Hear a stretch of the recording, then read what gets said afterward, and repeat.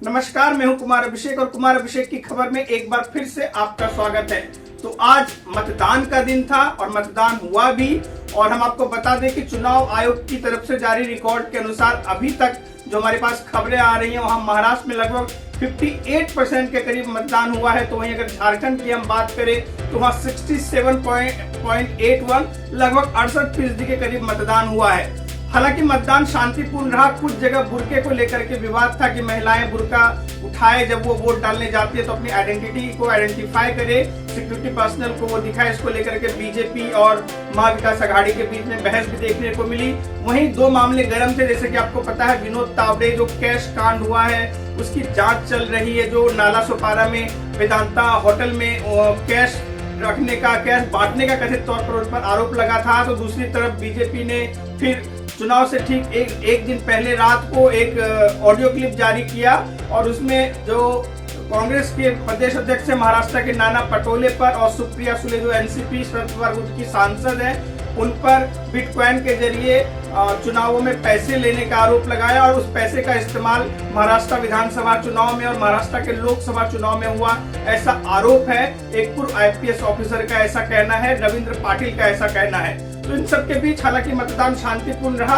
आपको बता दें कि महाराष्ट्र उत्तर प्रदेश के बाद सबसे बड़ा राज्य है। अगर आप विधानसभा सीटों के दृष्टिकोण से देखें तो यहाँ पर 288 सीटें हैं और किसी भी एक दल या गठबंधन को सरकार बनाने के लिए लगभग 145 सीटों की जरूरत होती है।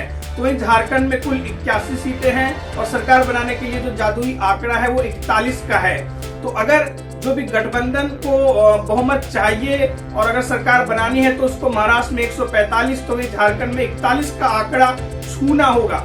अभी तक जितने एग्जिट पोल आ रहे हैं उसमें मिला जुला प्रतिक्रिया है।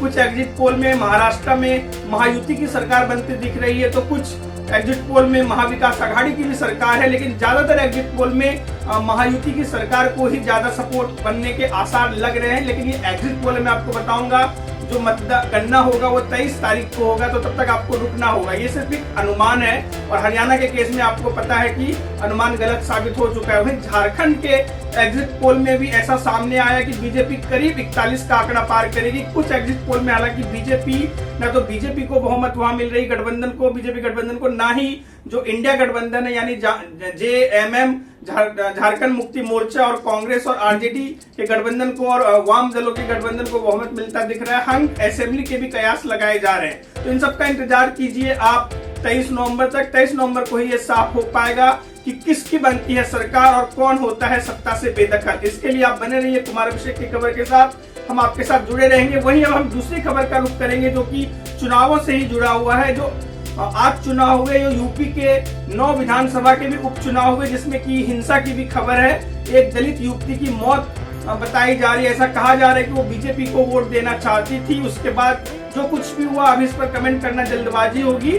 हम इंतजार कर रहे हैं कि पुलिस के छानबीन में क्या मामला सामने आता है और आखिर ऐसा क्यों हुआ। यूपी में भी बीजेपी की साख दांव पर है। हालांकि इस चुनाव से बीजेपी के नंबर गेम पर कुछ खास असर नहीं पड़ेगा क्योंकि उसके पास पहले से बहुत बड़ा बहुमत हासिल है। लेकिन इसको देखा जाएगा कि 2027 में जो विधानसभा चुनाव होने वाले हैं उससे पहले एक मैच की तरह इसको देखा जाएगा।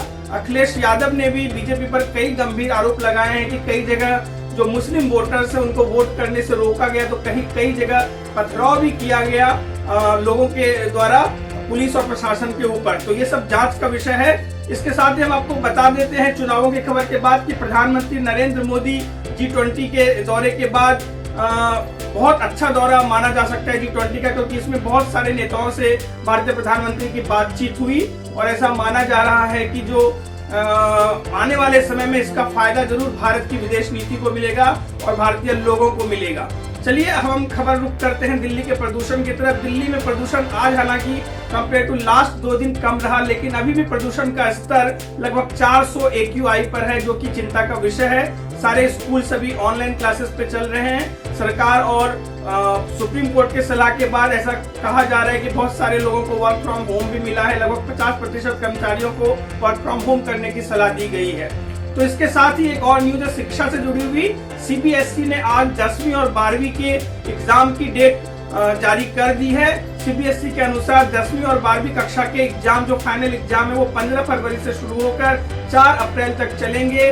और ऐसे में जो विद्यार्थी हैं उनके लिए एक खबर है कि वो अच्छे से तैयारी करें, क्योंकि 15 फरवरी से उनके एग्जाम शुरू होने वाले हैं 10वीं और 12वीं की। अच्छे से आप पढ़ाई करें, अपने पेरेंट्स के सपनों को साकार करें, समय पर पढ़ाई का एक प्लान बनाएं ताकि आप जिंदगी में आगे बढ़ पाएं। इन्हीं शुभकामनाओं के साथ कुमार अभिषेक को दीजिए आज की खबर में इजाजत। हम आपसे फिर मिलेंगे इसी चैनल पर। आप देखते रहिए कुमार अभिषेक की खबर। हमारे चैनल को सब्सक्राइब करें, हमारे वीडियो को लाइक करें और दबाना ना भूले बेल आइकन, ताकि आपको सारा नोटिफिकेशन मिले। आज के लिए इतना ही। गुड नाइट, शब बखैर।